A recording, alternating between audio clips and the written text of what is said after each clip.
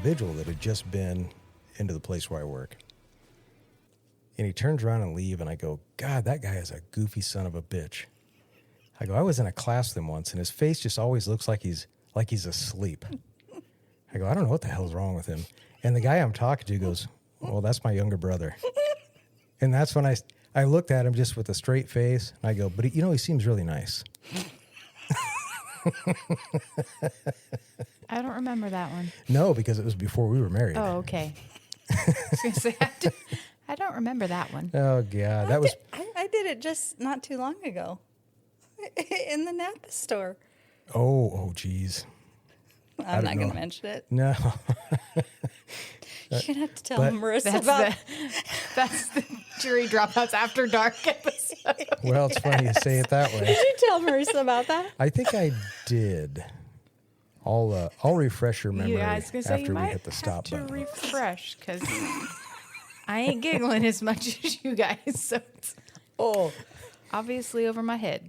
It could have been way worse, but it was bad. I want to say it was bad, but that other person, typically when you say something like what I said, it's offensive. What you said was actually somewhat of a compliment. To that person. Yes. Yeah. Because it was a down he was low. fist pumping as he walked out the door. Down low compliment. Oh. Hey. Oh, man. Anyway. Well, back on topic. So, Yeah. So we're talking about don't always believe what you see, what you hear. And Yeah. So what we're gonna talk about a couple of documentaries. Yeah. And both these documentaries are about, it's the exact same topic. They're talking about the same person. The same case, yeah. And the person we're talking about, Steven Avery. And the two documentaries are Making a Murderer and Convicting a Murderer. Yes. And I would strongly recommend that people watch, if they haven't already, both. I feel like a lot of people probably have watched Making a Murderer. Oh, a lot of people watch that. And then, like I mentioned earlier, there was a season 2 of Making a Murderer. And that had to do with there is an attorney that has a lot to do with the Innocence Project.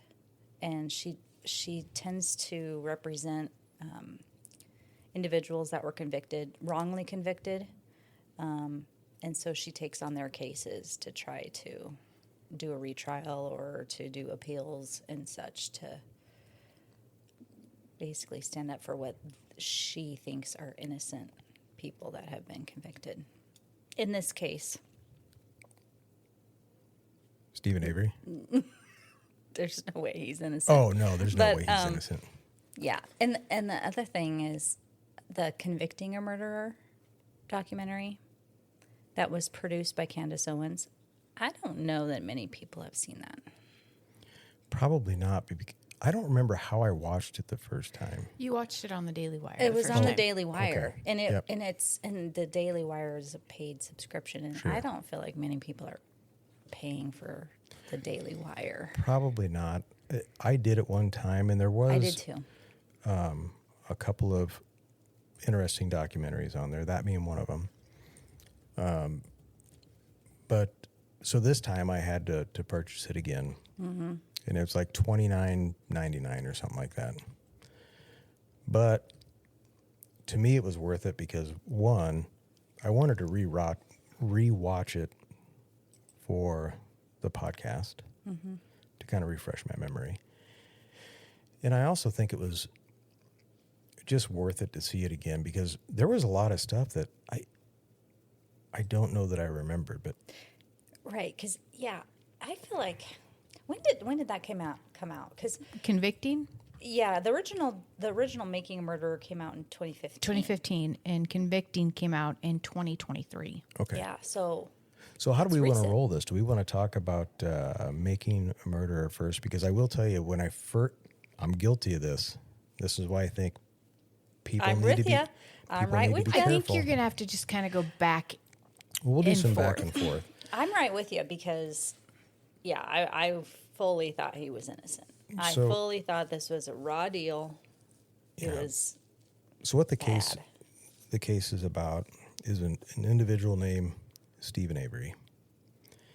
And the documentary itself, the Making a Murderer, has to do with the documentary side anyway, was how he was possibly, I don't know if you want to say maybe framed, I guess. They were looking for a reason to... Wrongfully accused, wrongfully Yes. prosecuted. Convicted. But yeah. maybe purposely, because they allege in the documentary that the evidence was all planted, like every bit of it. So in the victim in the case is Teresa Hallberg. Teresa. Yeah, Hallback. Teresa Hallback.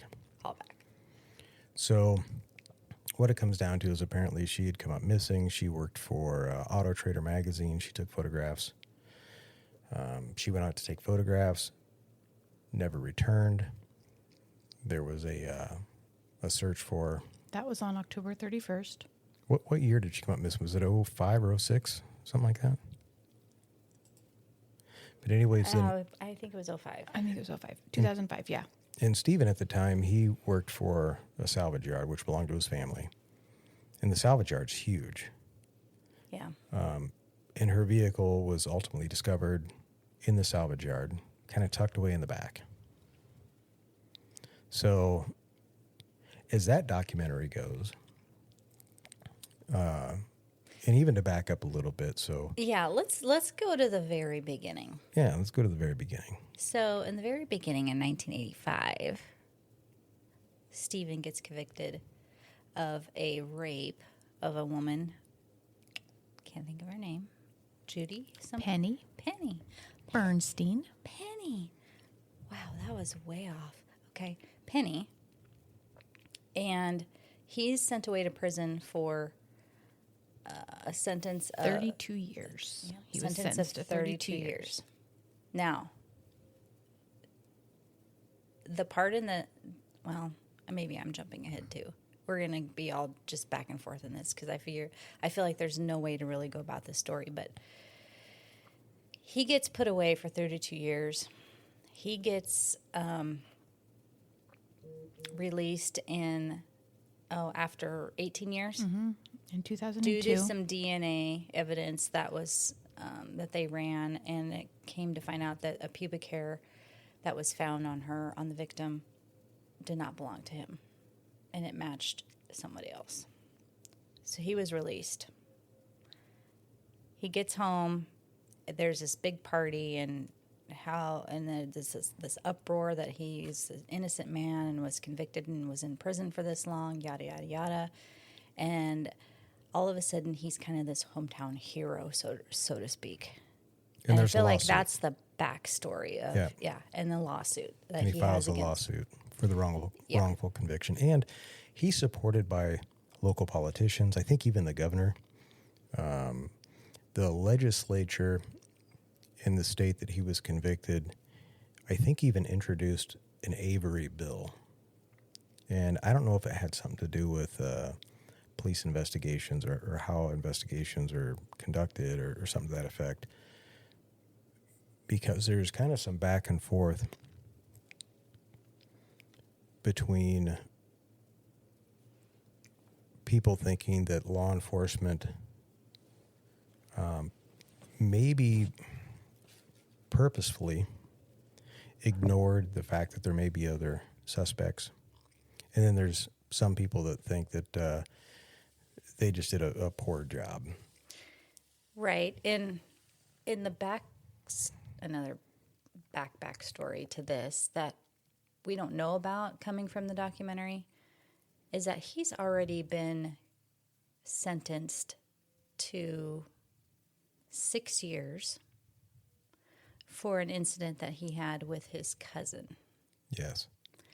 And I feel like that should have been known in the documentary as to why the police were looking at him anyway, is because he did have a past, and that past was completely swept over and overlooked in this documentary. And so actually, of the 18 years that he served, 6 of those years were actually for a crime that he did, in fact, commit.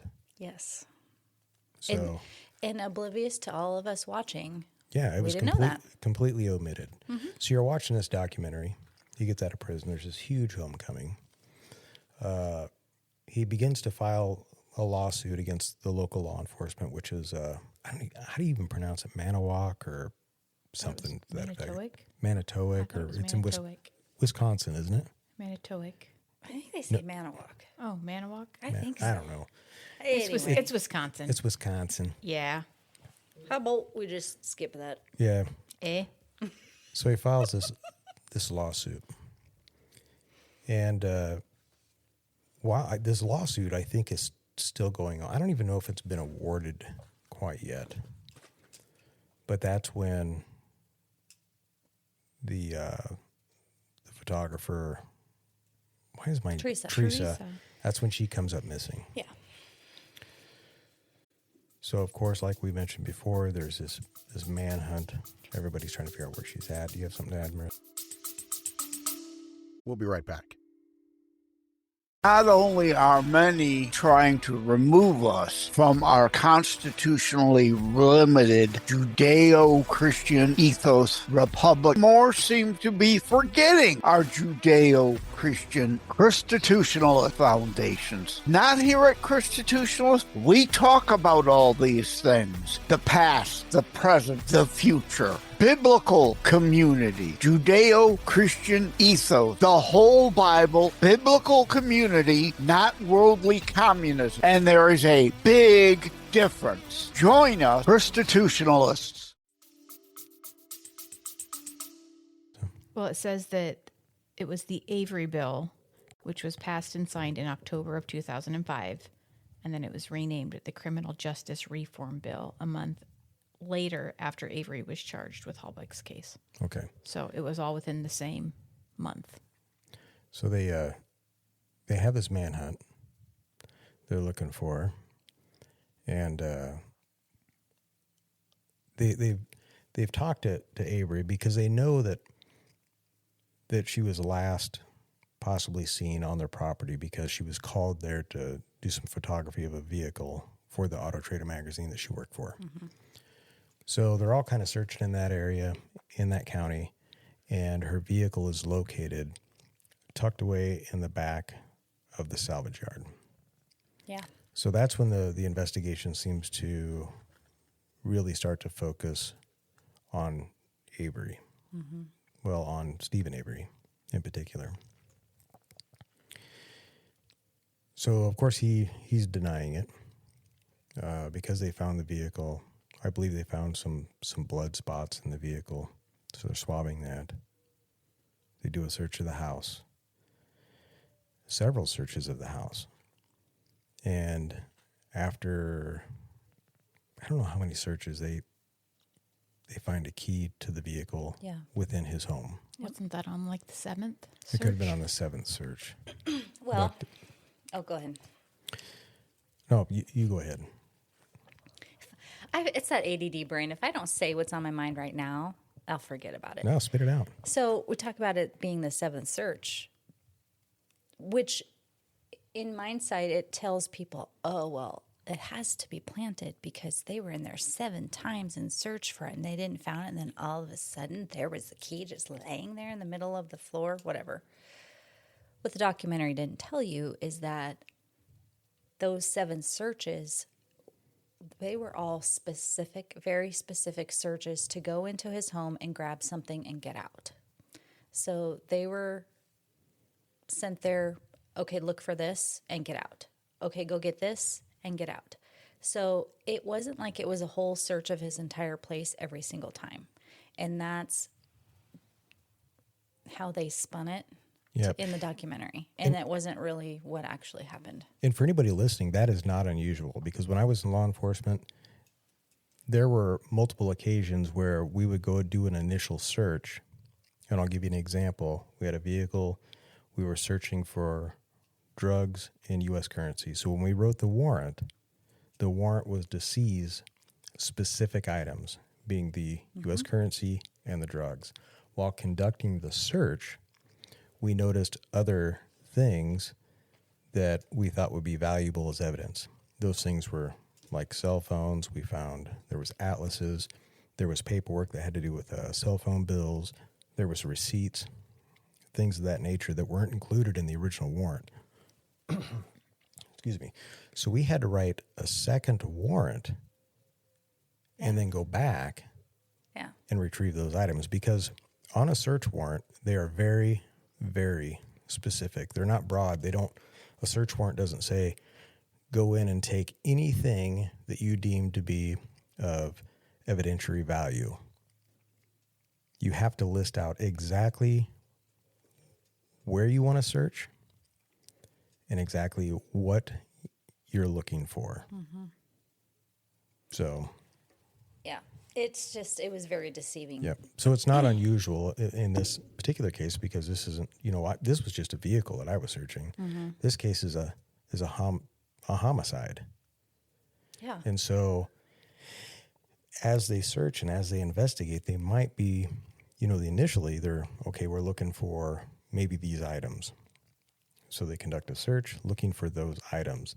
As the investigation carries on, they might receive other information like, oh man, we might need X, Y, and Z. X, Y, and Z. So then they have to write another search warrant to go back onto that property. Because you can't just go in and out of the property. Once you leave, you're done. And so if you forgot something or later on something else pops up in the investigation, you're going to go look for it. You have to have a search warrant to return to that property, because people have an expectation of privacy. And the only way around that is through a search warrant that is signed by a judge.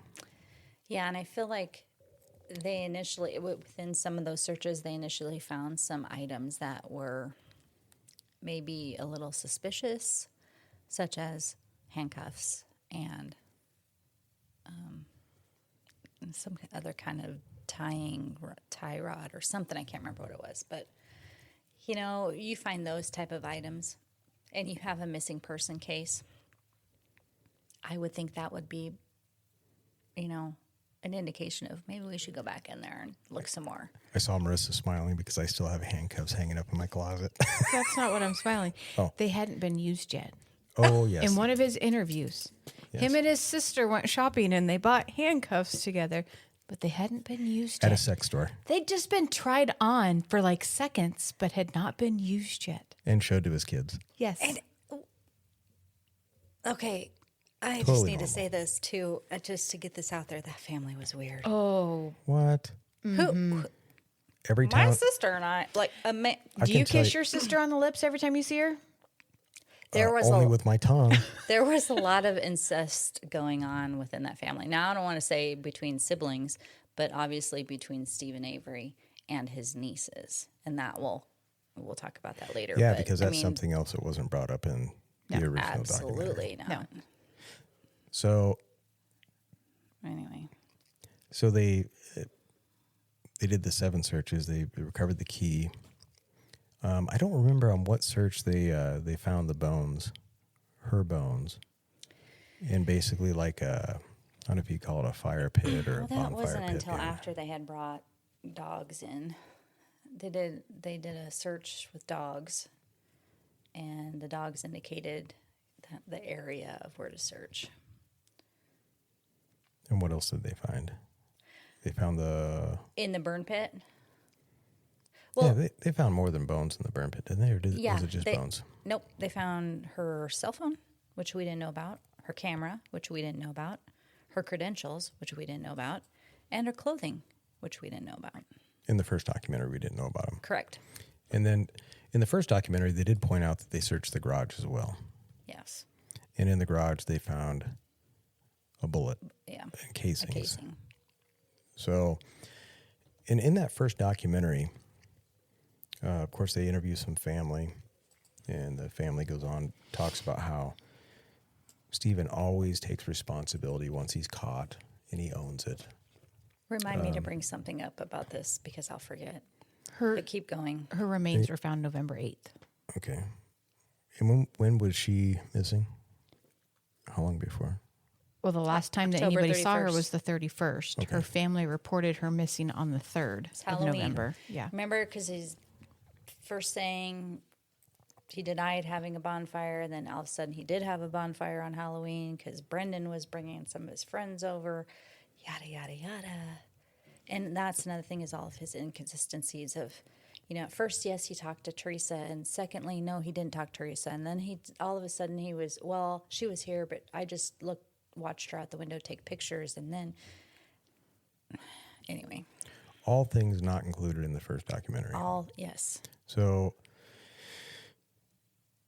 I guess we can just start comparing the two documentaries and go back and forth on what was in the first and then what was added in the second. Well, yeah, the first documentary was very much skewed towards police corruption, police planting evidence, like the key and the blood. The blood that was found in the vehicle, they miraculously brought up this tube of blood sample that was in the police precinct or wherever, an evidence file. Mm-hmm. Okay. From a previous case. Trying to claim that there's a hole in the cap, and that's how the police must have gotten the blood out, and they planted it, and it wasn't properly sealed, yada, yada. Well, obviously, then it makes us believe, okay, the police are crooked, yada, yada. Now you're a nurse. Yeah. The hole in the cap of the blood is from when you put the blood in.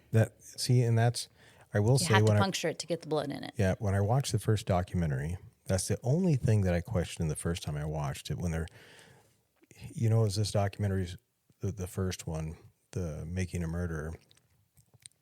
I'm kind of buying in, and as I'm watching, I'm thinking, man, either they did frame him, or these are the dumbest cops I've ever seen, and not just one or two, but like the entire department, and then not only their department, but the police at the state level, and then also the FBI, because the FBI has some minor involvement, I think, mostly with testing. But when I saw that blood vial, and they were pointing out, hey, look at this little this hole in the cap and this little blood spot. The whole time I'm watching that, I'm thinking, well, I mean, I'm not even in the medical field, but I know that you don't pull the rubber stopper off of that tube and dump the blood in and then put the stopper back on. They take the needle and it pokes through the rubber cap. Yeah. And it's put in the vial that way. Then they kind of shake it up and do whatever they do with it. So that was the only thing that I saw in the original documentary where I was like, that doesn't mean that they drew the blood out of the tube. That's just how they got it in the tube. Yeah. And then about the seal, well, it turns out that we find out in Convicting a Murderer that his own lawyers unsealed it to take out some other type of evidence that happened to be in that same box. They're the ones who unsealed it, and they're the ones who marked that they were the ones that got into the box and unsealed it. So it was a complete fabrication, or they just didn't even mention it. And you're talking about the evidence tape that's on the box that contains that vial of blood, which they pointed out in the original documentary on how, hey, look at how this tape is cut. This box has already been opened. Well, yeah, because they opened it. Yeah, which they didn't tell us that. So that was just to frame the police and make the police look bad. And they didn't say that Teresa had felt uncomfortable the last time she was out at Avery's, that Steven Avery called to have her specifically come out, but did not give his name, gave a different name. Oh, yeah. It was to get her. He blocked his number. Star 67 did. Yeah. Yeah. What is Star 69? Isn't Star 69 something too?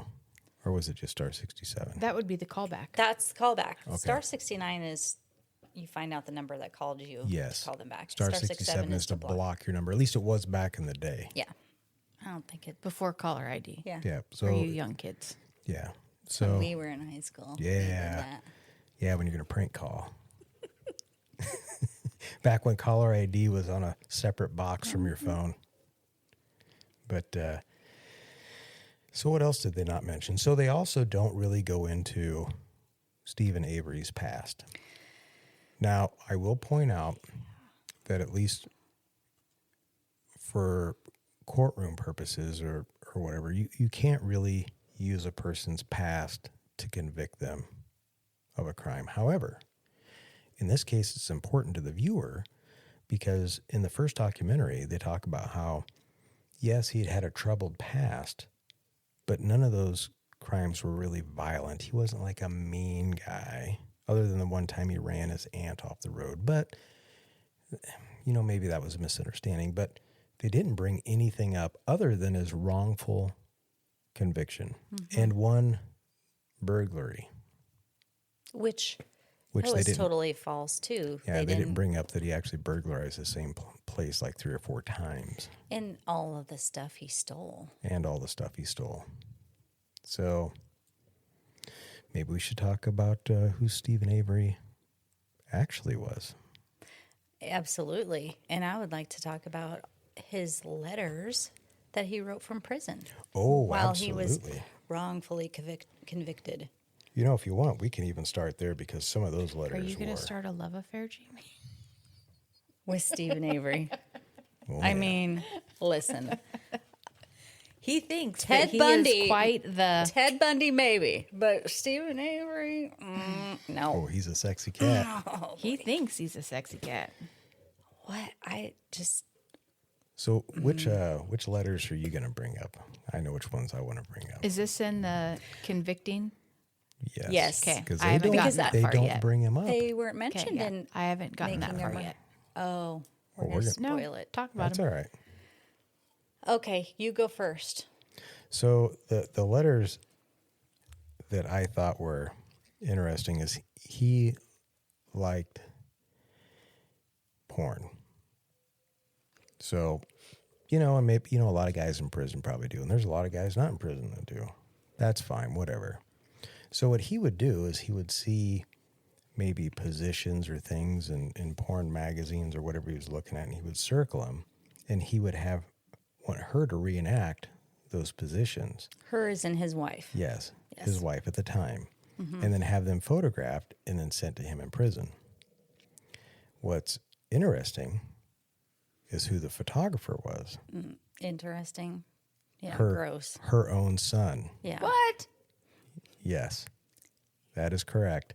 Yeah. So her son, she would have her son take the pictures of her in these poses or whatever she was doing. And these, okay, when we say son, these are little kids. Yes. These are like 7 and under. Yeah, hold mommy's camera. Yeah. Gross. So that was the letters that I had taken. And I know there was other letters, and I'll let you get into those. My turn. You go ahead. He talked to his brother Earl, who was Oh, 14 at the time. And he told Earl that he needed to take care of his wife. And so... And not by making her dinner. No.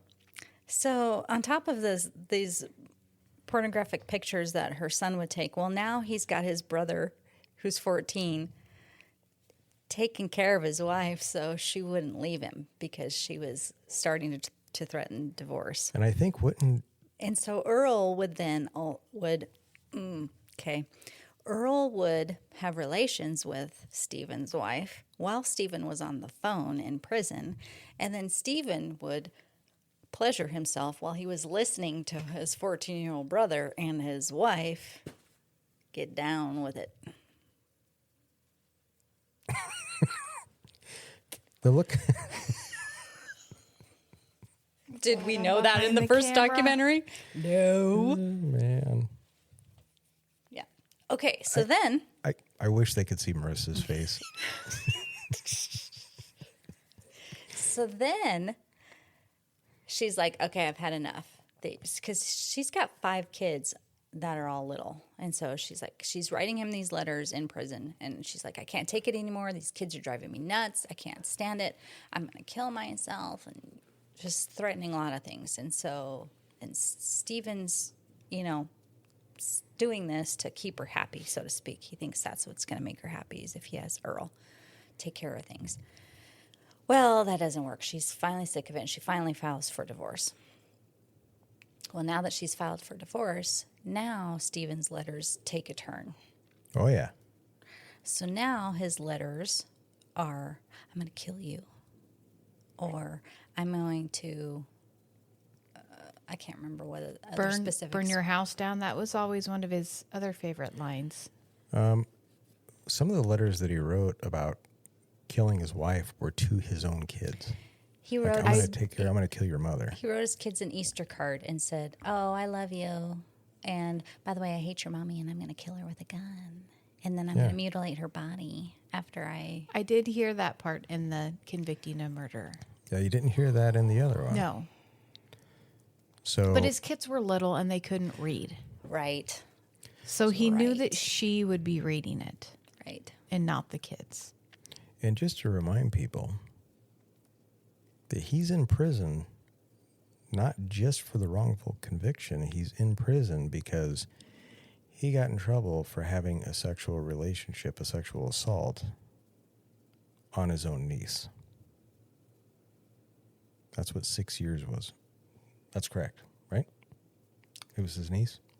No. Not no. his biological He niece. got in trouble because he ran his cousin off it the was his cousin road off the road. and That's right. threatened her at gunpoint and ultimately kidnapped her because he made her force her into his vehicle and her infant baby is in the car. That's right. That's what he got in trouble That's for. what the 6 years was for. No, it didn't. None of that with his niece came out because she was in love with him. That's right. In this relationship, I think, didn't it carry on after he got out of prison? So or maybe that's when it really kicked off. Or with the other niece. So he's in prison. All this is happening while he's in prison under this wrongful conviction. He gets out of prison, and now he's the hero. And that's when him and the niece started hanging out. So mind you, the niece is Earl's stepdaughter. So which he had adopted. Yeah, Earl's married to Candy. This is Candy's first daughter, Marie. So after he gets out of prison, Marie is 17. 17. And she's a little starstruck because, Steven's got all this publicity and he's famous. And so she starts hanging out with him and ultimately they have sex, have relations, whatever. Inappropriate. But from all that I had heard, so does it go into it more further that they actually had a sexual relationship? Because Yes. They had intercourse, yes. And well, he actually raped her. he raped her, but Yes. she just said the one time. He raped her.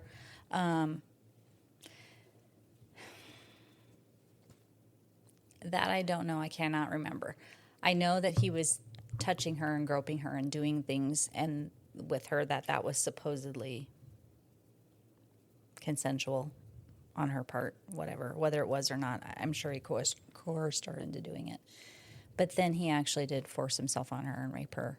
And she did finally admit that she told him no, she was trying to push him off. I don't think they probably had any other relations after that. I cannot remember, though. One thing that's safe to say is Steven was a sexual deviant. Absolutely, because not only did he do it to Marie, the oldest daughter, but then he did it to the younger daughter named Kayla or Caitlin. Yep, and that was a sister, And I believe, that was also Candy. That was Earl's biological daughter, and he groped her and touched her inappropriately. So this man was not really innocent by any means. this family. So one thing we didn't bring up is there's also an accomplice. Yeah. And the accomplice is his nephew. And his nephew's name is Brendan. Brendan Dassey. So something interesting to maybe also point out here is so Stephen was originally married to Lori. Lori and Stephen get divorced. Lori then marries Stephen's, I don't know if it's like a brother-in-law or cousin or relative. So It would have been Lori gets married to Peter Dassey. who was married to Steve's sister, Stephen's sister. Yes. This is like a web. Yeah. We'll try and sort this out. He Now- was the dad to the older three boys, Yeah. if I remember correctly. Well, the older three Dassey boys. And Peter Dassey, who married Lori, who is Steven's ex, is the father of Brenda Dassey. Okay, and this is his sister Barb's boy, correct? Yes. Yes. Okay. So Barb and Peter apparently were married first. And then Peter Yes. got together with Steven's ex. Yes, Lori. Okay. Got it. Wow. I mean, they really They know how to They keep it in the family. they keep it on the property. Yeah. So And mind you, Barbara lives like adjacent. They live next door on this property. Yeah, not far. Yeah, not far. Because Brendan, I mean, they're going from house to house. yeah. Because, that's one of Steven's claims is, no, Teresa didn't come to my house. She was over at Barb's house. And that's the alias that he originally called to Auto Trader was he gave her Barb's number and Barb's address. That was right next door. Now the accomplice, the Brendan Dassey, in the original documentary, is kind of played off as this really quiet and really stupid kid. Yeah. And I will say that the kid is probably low functioning, I guess maybe you could say. He's got some deficit. I mean, But they make it look like the police basically coerced and kind of told him what to say and basically cornered him and said, you're going to say these things or this is what happened, isn't it? Mm-hmm. Then this happened next, isn't it? That kind of that's how that was portrayed in the first documentary. And they only really go into one or two maybe interviews that they actually show. And so you watch that and you're like, oh my God, they basically made this kid say this because he's low functioning. He doesn't know any better. Yeah. He thinks that, as soon as this interview is over, he's going to go back to class. He's going to go back to class. But that's okay. That's what editing is for. But then in the new documentary, they have a few other interviews. And in these other interviews, they talk about, or he mentions how Steven had told him that he wanted her. He wanted Teresa. Oh, yeah. And he draws a diagram of where she was. He draws a diagram of how the room was set up. He lays it all out. Everything. All the details. He spills the beans. So let's talk about what actually happened. Yeah. So she shows up and she takes a picture. And now Marissa's doing it. Well, we can back up a little. We can talk about why Teresa's maybe apprehensive because she'd been to this place. She'd been to Steven's multiple times. Yeah. And one of the times that she showed up, Steven answered the door in a towel. Mm-hmm. Yep. So that creeped her out a little bit. So she really wasn't thrilled about going back. And we think that maybe Steven knew that. Yeah. And in fact, she had told her friends, too, that he creeped her out and she wasn't going to go back there. But, yeah, I think he got the sense that she She was uncomfortable. Yeah. uncomfortable, Yeah. and I think it pissed him off. Well, and that would explain why he would star 67 his number. Yeah. So And she give didn't the know wrong name. Yeah, because come he take knew pictures? that she may not come out if she knew that it was him. Mm-hmm. But he didn't call her directly, which they said was unusual because in the previous ones, he had called her directly and said, hey, I got this vehicle, come out, take pictures. When does it work? Blah, blah, blah.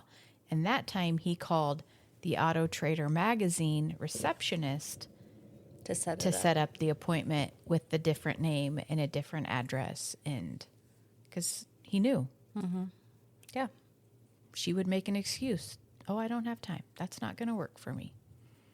Or send somebody else Yeah. out. So she shows up this last time, and she thinks that she's going to be taking pictures of a Barb. What was the last name that was a B, actually? Janda, of this van.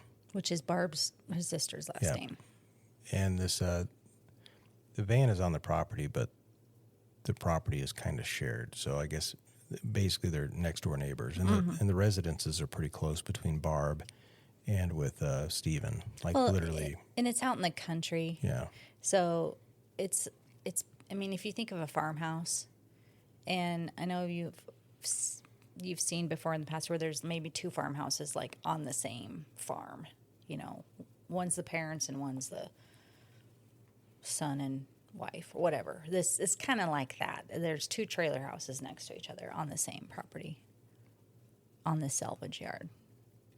Yeah, so she shows up, and did they say how Steven got her into the house? I can't remember. Because they got her into the house, and that's where they actually sexually assaulted her. Mm-hmm.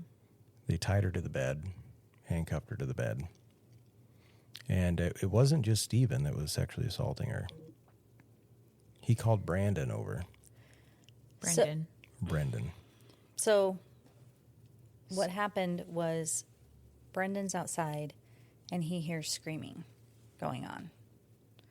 And from inside of the Steven's house. And so he goes over and knocks on the door. And he says, Steven answers the door all sweated up. And he's like, what's going on? He's like, come in here. Come on. Let me show you.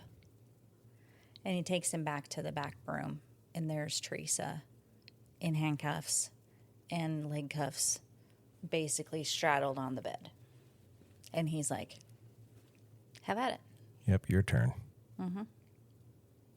And kind of egging Brendan on. And if you don't do it, you're a pussy. And don't you want to know what it feels like? And yada, yada, yada. And just, you know how the story goes. So, and we have a very impressionable boy, 16-year-old, who probably doesn't have the confidence or the capacity to stand up to his uncle, who is very aggressive. Sure. And they all know he's abusive because they've all witnessed also a past with his girlfriend of him beating on her. Mm-hmm. So something else they don't bring up in the original documentary. And his wife's first child, because the first child of his Lori's is not Steven. It's not biological. And when he was 7 years old, she came home and his teeth were knocked out. So obviously Brendan knows that he can be violent. Mm-hmm. And so he's probably scared of him. Yeah. So he gets basically drugging as well. Yep. And so he also sexually assaults her. Mm-hmm. And I don't know with Steven watching. Yes. Right there, directing things. Sure. Which, and we know, and that's after we hear what he did with Earl. It does not surprise me that he would stand in the doorway and direct Brendan. No, it's not something he hasn't done before. Right. Basically. Yeah. So it's not, if you just watch the first documentary and they're talking about it, you're like, it's weird. I mean, that's gross. But then you find out, this is just, it's his MO anyway. Mm-hmm. That's just who he is. That's how sick he is. Yeah. So then they, did they cut her in the house or did they do that out in the garage? I think it was in the house. Mm-hmm. Yeah, because Brendan admits that Steven said, take the knife, cut her throat. He did, which I think it was more of a superficial throat wound, so it didn't really bleed a lot. And then he directed him to stab her, and so he stabbed her in the stomach. I mean, he describes to the police exactly how far he put the knife in. Like, he described everything to a T. And then they take her out to the garage, and they shoot her. Steven shoots her. Because that's one thing Brendan would not admit to. The police kept trying to say, you shot her too, didn't you? When did you shoot her, Brendan? Brendan, how did you shoot her? Where did you shoot her, Brendan? And he, every single time they would say something like that, he would say, I never shot her. I never touched the gun. I would not touch the gun. I never touched the gun. And his reasoning for not touching the gun is because when he was a kid, he had to put a pet down, or they had to put a pet down because it was sick and they didn't want to pay for the vet bills. So they shot it, and it traumatized him. And he said, I would never shoot anything in my life again after that. And which I believe in. And I think initially, didn't they load her up in the back of her vehicle, I think? Her vehicle. And Brendan also said that's what the plan was, the plan was to load her up, and he was going to drive her vehicle into a surrounding lake, pond, something like that. The plan changed when his friends were calling him in the midst of this and making plans to have a bonfire that night for Halloween. And so then Steven changed plans, and he decided, I'm going to burn her instead. We got to make this bonfire anyway. Now, that's interesting because it's not the first time he's burned something. He burned a cat. Mm-hmm. So in the original documentary, here's another difference. They talk about how he got in trouble for burning this cat. Now, in the first documentary, they talk about, all they say is that they have this cat, they're at a bonfire, and he throws the cat over the fire, and the cat catches fire. That's not entirely the case. Mm-mm. In the new documentary, come to find out what he actually does, according to police reports, is he chases this cat around, catches it, and this is a family pet, mind you. He douses the cat in like gasoline, oil, whatnot, and throws it into the fire. And he's telling everybody what he wants to do. We're going to burn the cat. Didn't he have somebody else throw it in first?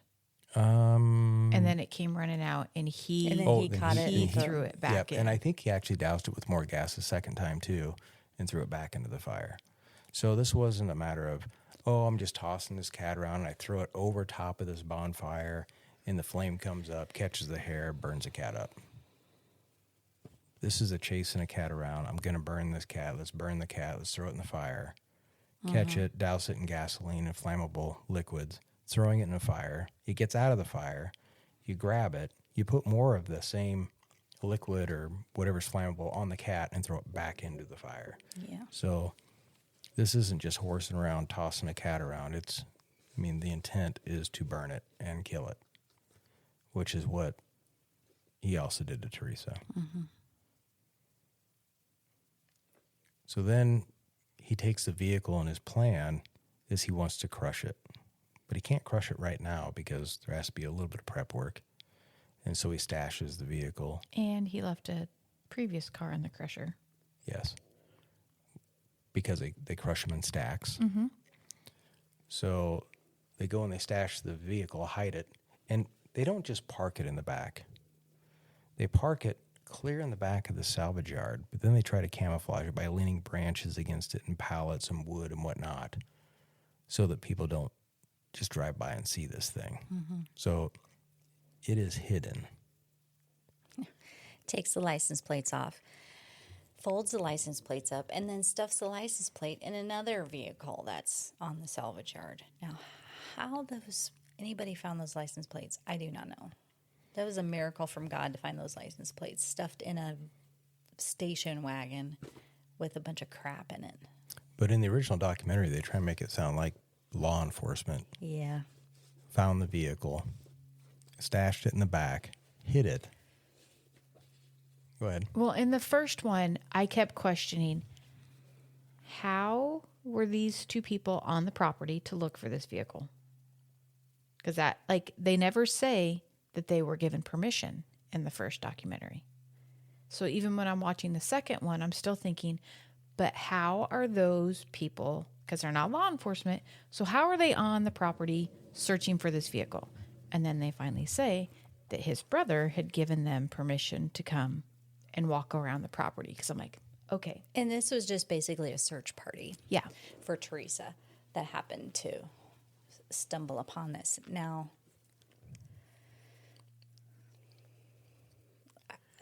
there was a little bit of, watching the second one, there's a little bit of questioning whether initially they had permission or not, or whether they had suspicion that, and so they went and were looking and found it, and then we're like, oh, wait a minute, we better get permission first. Then go and ask for permission, and then that's why they went to it so fast, is because they kind of already knew it was there. But they couldn't say that because I think originally they Didn't didn't have permission. have permission. So something I think is important to point out, if you watch both, and I think it's important to watch both documentaries, when you start watching the second one, you'll notice that in the first one, they intentionally doctor, cut and splice a lot of radio traffic, courtroom testimony. They even cut and paste, I think, on some of the reports and documents that they show. They intentionally hide information to steer the viewer into to a certain conclusion. And it's a conclusion they want you to have, which is he's not guilty. So they would cut out entire sentences out of radio traffic. So at one point, they ask about a body, and this is the very beginning. I think they're still in the search phase. I think they've located the vehicle by this point, and they've kind of cordoned off the area. They say something about there's radio traffic with law enforcement about finding a body, and it's not her body. It has to do with finding a law enforcement officer stopped a vehicle, and the person in the vehicle had a warrant for their arrest. But then they ask, well, do you have Steven Avery in custody? But I think that there's a whole nother sentence that they cut out. Yeah. And the other thing, that and the other one that they spliced and diced was the sheriff or the deputy or whoever it was that originally called in her license plate number. Because in the documentary they made it, that was another way that they made it look like the police were corrupt. Because the cop had called in her license plate number. And so it made it seem like they had seen her vehicle Sure. ahead of time. Yada, Like, how would he know the license plate number if he hasn't even found the vehicle yet? Right. And in actuality, what happened is somebody was giving him the license plate number to keep an eye out for this vehicle. And he said it was dark and I was driving and I was writing it down. And he said, I couldn't read my own writing. And so I called back in on my cell phone. I didn't want it going over the radio waves or the scanners. I called back in on my cell phone to verify the license plate number that I had written down because I don't know, I couldn't read my own writing. That's how it actually happened. And that was a totally misconstrued story in the first documentary. And it's not like this documentary just accidentally left things out. It was very, very purposefully done to make law enforcement look like they were extremely corrupt, to make it look like that Steven was picked on because of who he was and who his family was, and that they made it look like that maybe this was also done because there was a pending lawsuit between Steven Avery and the local law enforcement over the wrongful conviction. Yeah. When in reality, if they just would have laid all of the facts out, everybody would have looked at this case and said, oh, yeah, he definitely did it. Mm-hmm. Like, law enforcement was actually doing a good job. No brainer. They weren't picking on him. It's just every time they found something, it pointed directly at him. They also made it look like they didn't even bother looking at other potential suspects, when in fact They were.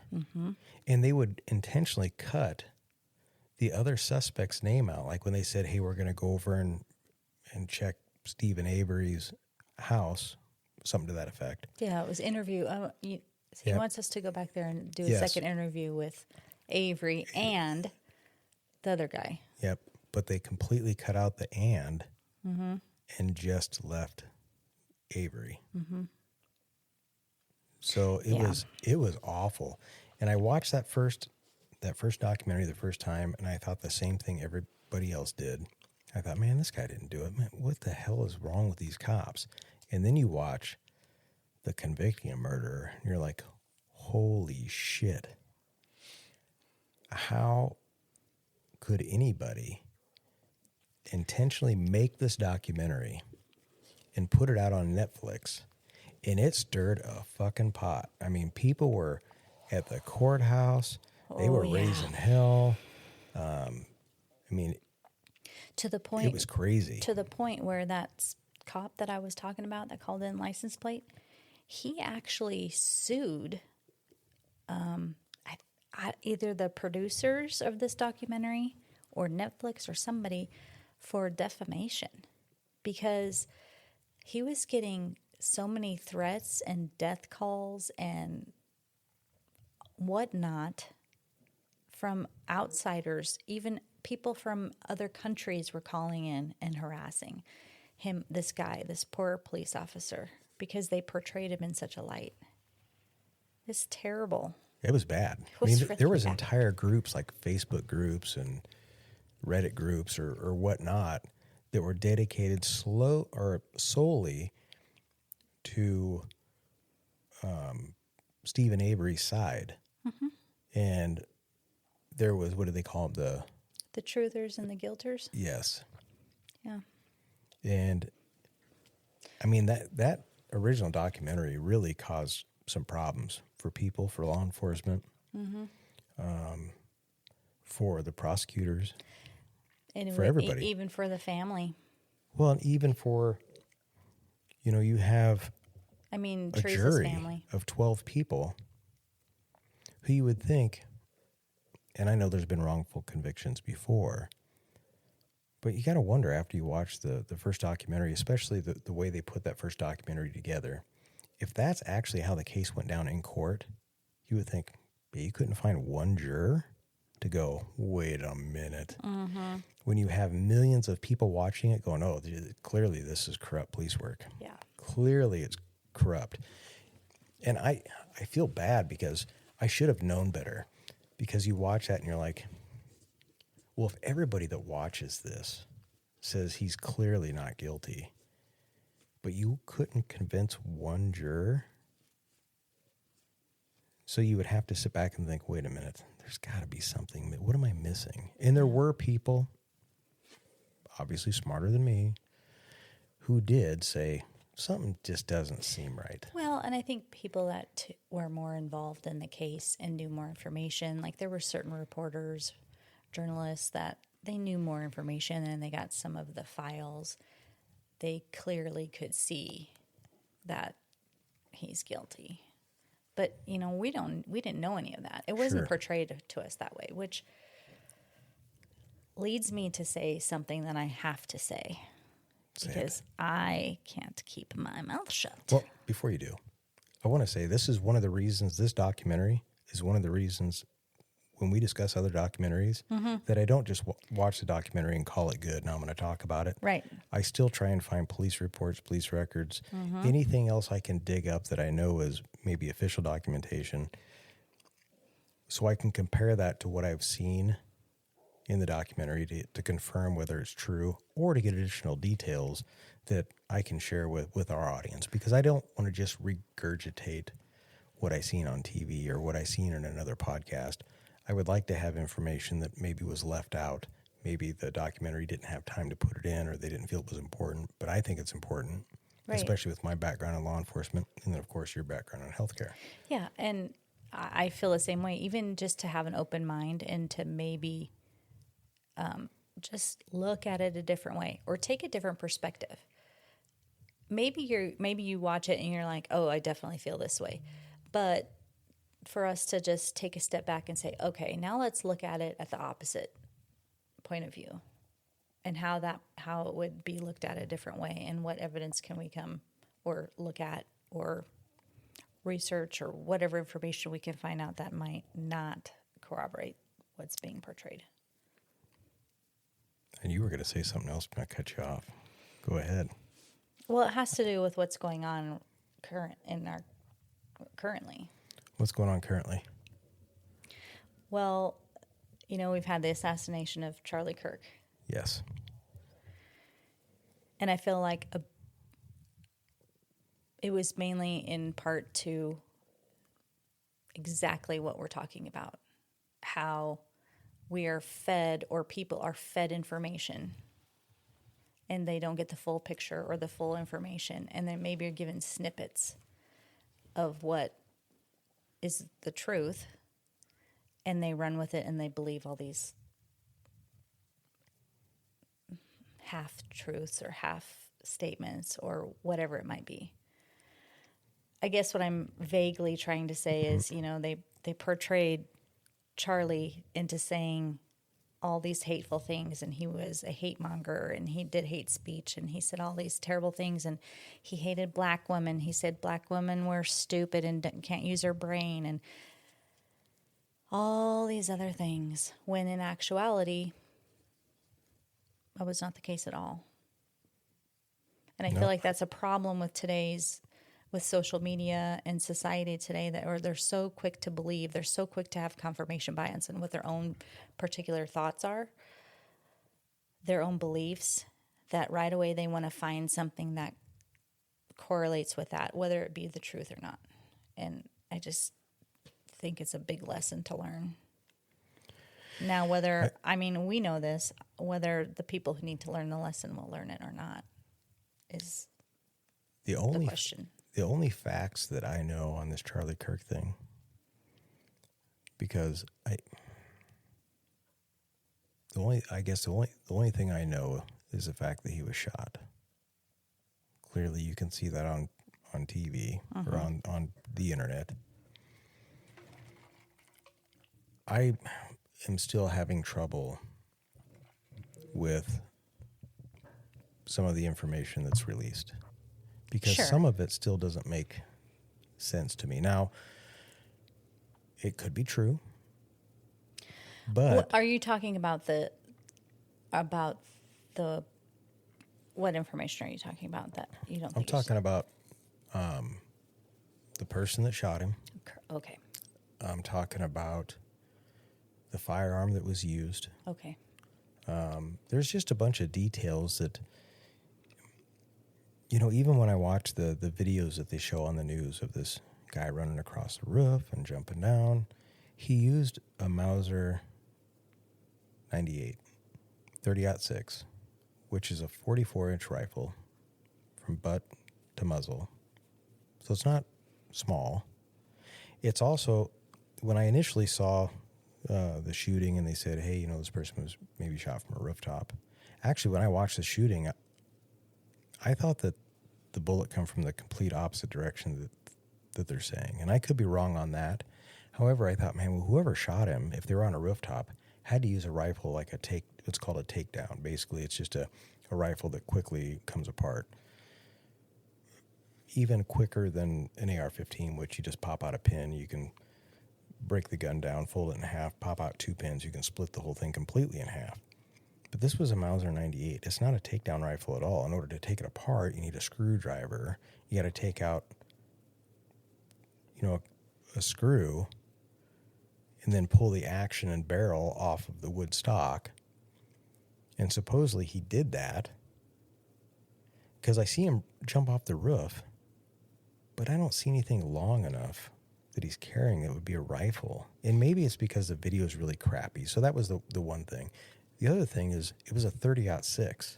And a 30-06 is not a small round. That's huge. So people get all fired up about AR-15s and the 223 being a weapon of war. That thing is tiny compared to a 30-06. And actually a 223 is a tiny round. It's small. It's like, around here we use it for varmint hunting. That's for shooting like prairie dogs or maybe a coyote or something. But nobody in their right mind says, well, I'm going to go deer hunt. I'm going to use a 223. It's too small. Everybody around here knows that. You're not going to use it because you're probably not going to kill it. You're not going to drop it. You're going to have to shoot it multiple times. You're more likely to wound it, and it's going to take off. You're not going to find it. Now you got a wounded deer running around. And people around here don't want that. Believe it or not, that's not the object of hunting, is not to wound it. right It's to kill it so you can process it and eat it. So they use this 30-06, which is huge. That is what you would shoot a deer with. And they make big holes. Big holes. Also, if you shoot somebody in the neck with a 30-06, that bullet is not stopping there. It's not like it hit the neck and just stop. It's going to keep going. It's going out the backside, and it's going through that curtain behind him. It's going through. The only thing that's going to stop it's concrete or maybe another body or two more bodies. So it makes me wonder, where the hell did that bullet go after that? But then also looking at the wound on his neck, it's like, God, I would have. If I shot somebody in the neck with a 30-06, and I've seen somebody shot with a 25-06, which is a little bit smaller, and not to get graphic, but the person that I saw shot with a 25-06, I picked up his jaw with his goatee and his teeth still attached to it on the opposite side of the room. And the entire back of his head was gone, and his brains were in the bathtub, separated Yikes. from his body. So we're talking a big round. So when I see shot in the neck, either it was so fast and it was a Full Metal Jacket round where it would have just pierced and made a hole moving at that speed. But if it was a hunting round, the whole back of his neck would have been gone. even if it was from that far away. Oh, yeah. That's not very far away with a 30-06. 200 yards, not far at all. Interesting. So those are just some things. Yeah. I could be way off. Well, I mean, I don't know what he used for a round. No, I totally agree. And I agree, or I also feel like it's very suspicious that all of a sudden they came out with these text messages from supposedly him and his boyfriend. Those are fake, completely fake. I guess what I'm getting at is now I question everything. Oh, yeah, sure. And I'm questioning this deal too. And Well, that necessarily wasn't the direction I was going. I was kind of going towards people believing misinformation. Oh, sure, about Charlie himself. Yeah, about Charlie himself, and kind of, all what he was about and everything he talked about. And I feel like they totally took his statements out of context, and they made it into what they wanted to make their side believe that he was. The thing I liked about Charlie was the fact that he wasn't hateful. Absolutely not. It was the fact that when I watched him speak, he was respectful to people. He would allow them to, Anybody could walk up to that microphone. yes. Absolutely. And when I say debate, some people think when they picture debate, they picture like an argument, like a mean argument, but they weren't mean arguments. They would state something they believed or they disagreed with Charlie with. Charlie would tell them, this is why I think that way, and this is why I think you're wrong. And he would thank people, especially if they were polite to him, he was definitely polite back. And then he would thank them afterwards for being polite.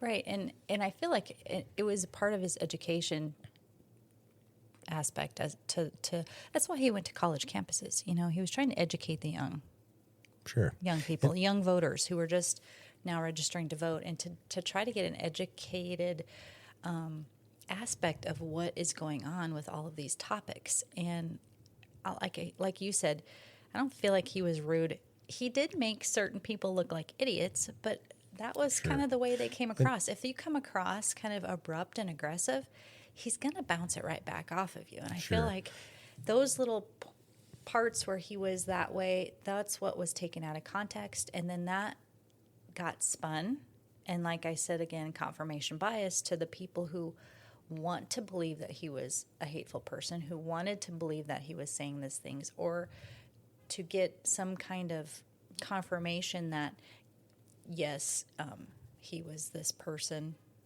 Yeah, I never saw him. that the left portrayed, that.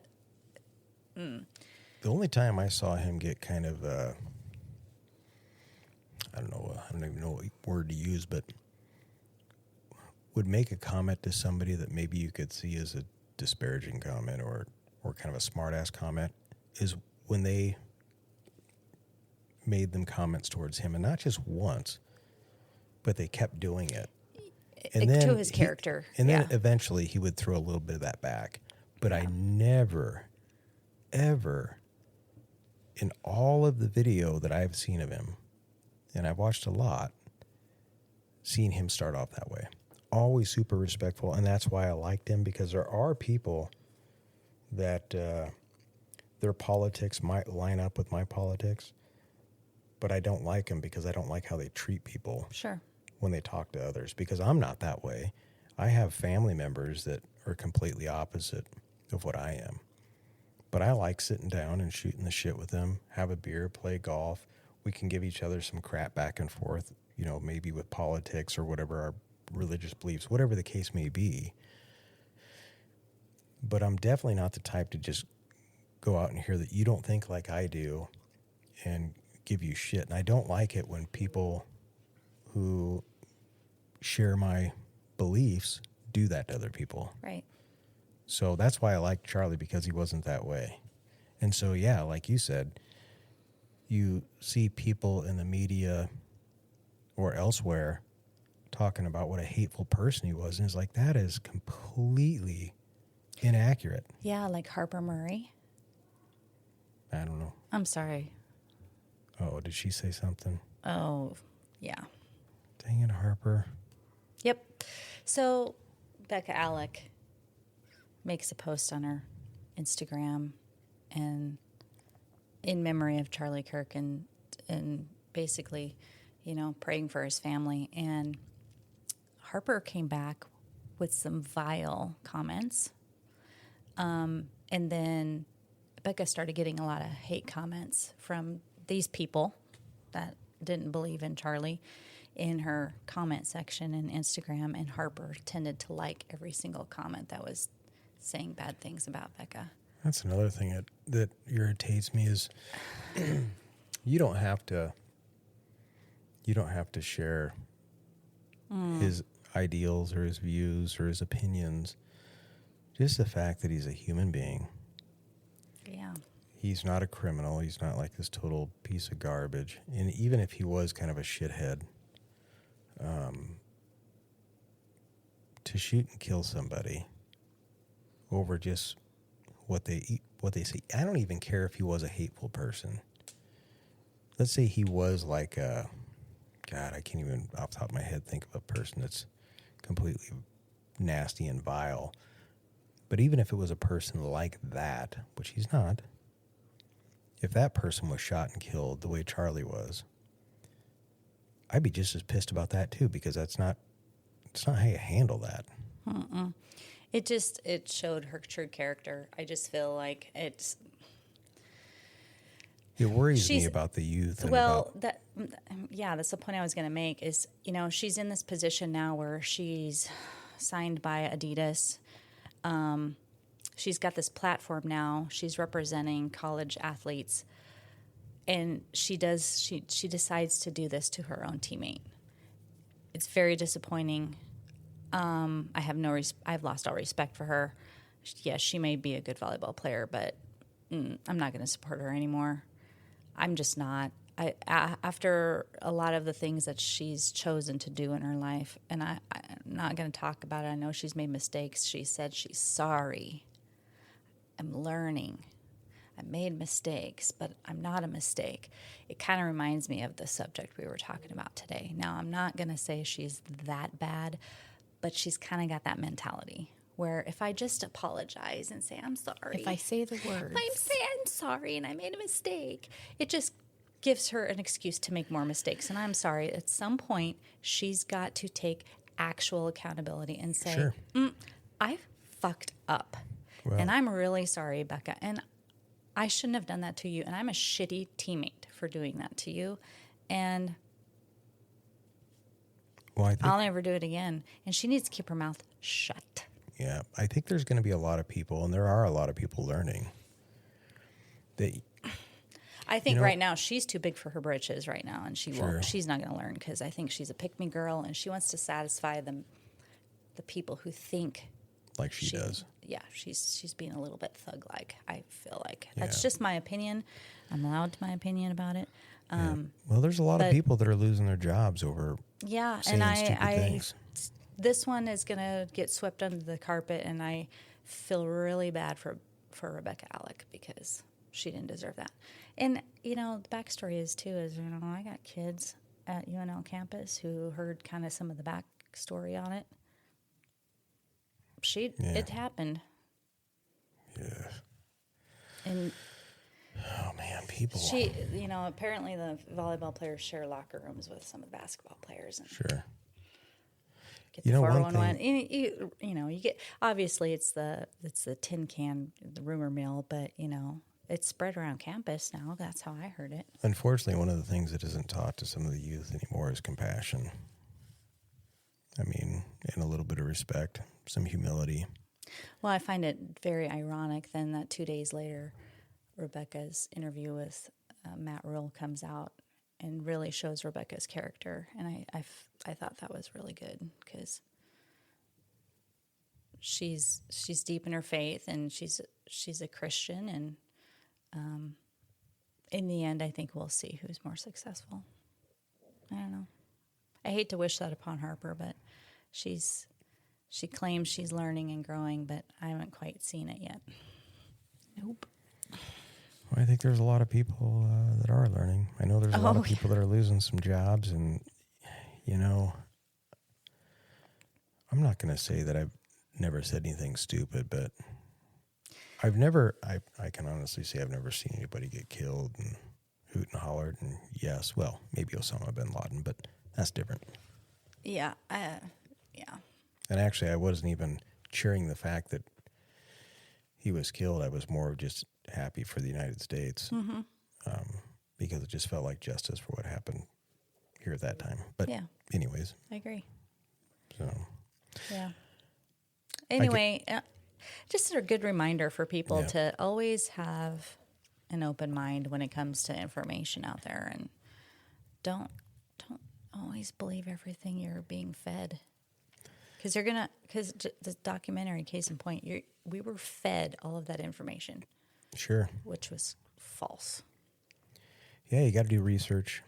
The other thing I think is important, just a lesson, everybody has ego. Mm-hmm. And I think something that people need to practice more is how to check that ego. Yeah. Because the ego, especially a big ego, will do nothing for you. Mm-hmm. All it's going to do is get you into trouble. Yep. I agree. So, well, that's all I got. Good talk. You? Good talk. You, Marissa? I got nothing. You got nothing. All right, well. I guess I will talk to you later. Adios. Bye.